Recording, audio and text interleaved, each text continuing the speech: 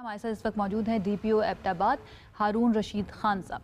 हारून साहब, thank you so much हमें join करने के लिए। सबसे पहले तो मुझे ये बताइए, डॉक्टर वर्दा के लापता होने की इत्तला आपको मिली तकरीबन 8 घंटे के बाद। इस ताखीर की वजह से या इस डिले की वजह से तफ्तीश पर कोई असर तो नहीं पड़ा? देखिए जी, जो इंसिडेंट हुआ था वो हुआ था अराउंड 12 बजे के करीब, जबकि हमें इत्तला मिली थी तकरीबन 8:45 पे। 8:45 पे जब इत्तला मिल गई तो ऑटोमेटिकली पुलिस ने अपना काम शुरू किया और उसके बाद फिर आहिस्ता-आहिस्ता क्लूज़ मिलते गए और फिर हमने जो एप्रीहेंशंस करनी थी और जो अरेस्ट्स करनी थी वो की। उनसे इंटरोगेशन की और उसके बाद जो है डॉक्टर साहिबा की जो डेड बॉडी थी उसको रिकवर किया गया।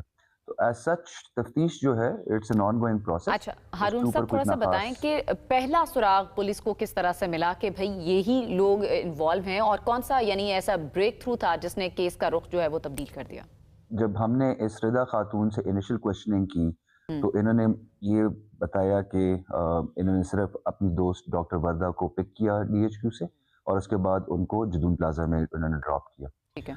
बाद में जब हमने इनको थोड़ा सा और प्रोब किया इस मैटर को तो फिर हमें बैकग्राउंड में पता चला कि डॉक्टर वर्दा का 67 तोले सोना जो है वो अमानतन रिदा नामी खातून जो है उनके पास रखवाया गया था। तो ठीक उससे है। ऑटोमेटिकली हमें एक क्लू मिल गया कि एक बैकग्राउंड इस सारे मामले का है और उससे हमने मोटिव डेवलप कर लिया। उस पे फिर हमने जब काम किया, टेक्निकल एनालिसिस किया, तो उसके बाद फिर ये बाकी कैरेक्टर्स जो है ये अनर्थ हुए और इन सारों हारून को साहब, सामने क्या सोना ही वाहिद वजह बना है इस कत्ल की या इसके पीछे और कोई माली या जाती तनाज़ा भी था? नहीं जी, अभी तक जो हमारी इन्वेस्टिगेशन है उसमें प्राइमरली ये ही एक फैक्टर है, जो 2 साल पहले सोना दिया गया था और दो इतना टाइम गुज़रने के बावजूद जिसमें इनकी आपस में बैठकें भी हुई थी, जरगे भी हुए थे और अभी तक वो सोना वापस नहीं किया गया। तो आउट ऑफ द ब्लू उसी दिन पे सोना वापस करना और उसी दिन पे डॉक्टर साहिबा की डेथ होना वो ऑब्वियसली अच्छा एक हारून साहब, जो अभी तक तफ्तीश में बात सामने है, जिस तरह आप भी बता रहे हैं, मुलजिमा सिर्फ अकेली नहीं थी, 2 और भी लोग उसके साथ शामिल थे जो कि उसके शौहर के मुलाजमीन थे। तो ये प्लानिंग किस तरह से हुई, कब उसने शामिल किया इन 2 लोगों को और किस तरह से शामिल किया? ये प्लानिंग जी उन्होंने की थी अपने इनका जो मुलाजिम था नदीम जी, उसके साथ उन्होंने प्लानिंग की। ऑब्वियसली उन्होंने कुछ टाइम लगाया होगा और उसके बाद फिर उसके थ्रू पे तो बाकी बंदे जो क्या है कोई और शख्स भी शामिल हो सकता है? पुलिस को इस चीज़ का शुबा है?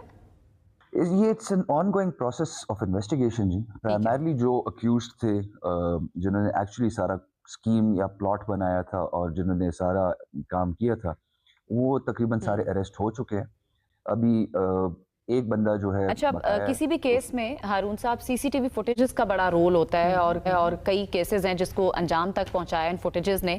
तो इस केस में खास तौर पर कितनी मदद मिली सीसीटीवी से और कौन सी फुटेज जो है वो अहम साबित हुई इस केस के लिए?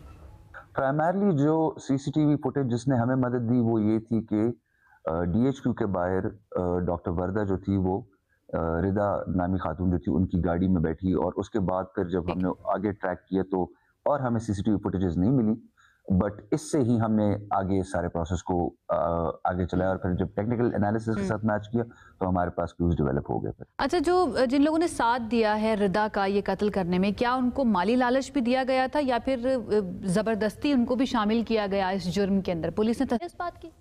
जी बिल्कुल, माली लालच दिया गया था। ये जो खातून थी रिदा, इन्होंने अपने मुलाजिम को भी लालच दिया था और ऑनवर्ड्स जो बंदे इन्होंने हायर किए थे उनको भी लालच दिया गया था, जिसकी वजह अच्छा से ये सारा हारून काम साहब, हुआ। ये बता दें, पोस्टमार्टम रिपोर्ट जो है वो आ चुकी है। इब्तदाई तौर पर क्या मालूमात सामने आई हैं, किस तरह से उसकी जान ली गई इस खातून डॉक्टर की? पोस्टमार्टम से जी ये हमें पता चला था, जो कि पोस्टमार्टम ने उसको सब्सटैंशिएट कर लिया। हमें ये पहले से ही पता चल गया था कि डॉक्टर साहिबा का गला दबा के उनकी डेथ ओके। हुई थी और वो पोस्टमार्टम जो है उसमें ये भी है कि जो टाइम पीरियड था वो भी मैच कर रहा था। ठीक है, बहुत बहुत शुक्रिया। हारून रशीद खान साहब डीपीओ एबटाबाद हमारे साथ मौजूद थे और